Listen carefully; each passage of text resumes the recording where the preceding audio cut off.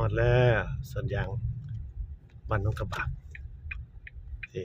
2-3 มื้อที่แล้วหัวหินปิ้นมาปลูกสมยางที่มันตายแรงกับพอจากแปลงแรกมองต่อตั้งมาแปลงน้องกระบะระยะทางห่างกันประมาณ8 กิโลผ่านบ้านเขาเตยมาเยี่ยมบ้านเยี่ยมสวนก่อนกลับศิราชามื้อนี้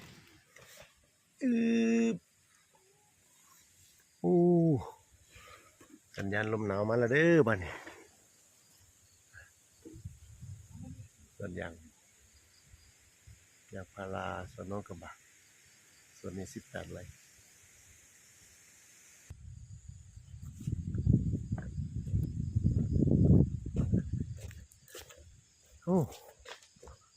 หลอดแรงกลับมาได้หลายต้นอยู่เว้ยช่วงที่มันห้อนหลายแรงหลายปีกายปีก้อนเนี่ยแบบว่ายางตายไปหลายต้นนะปลูกซ่อม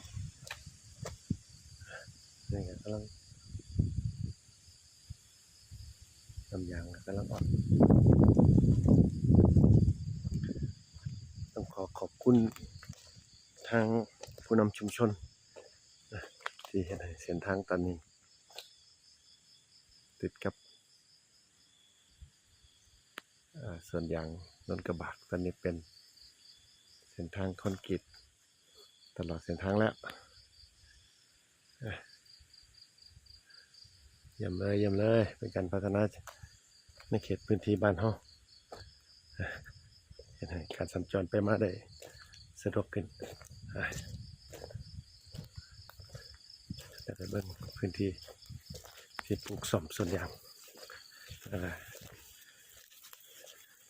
ต้องขุดเอากายางมาซ่อมจังหน่อยตอนเรือบ่หลายอันนี้คือพื้นที่ที่พ่อกับแม่กับหัวหินปลูกเอาไว้สัญญาณลมหนาวมาแล้ว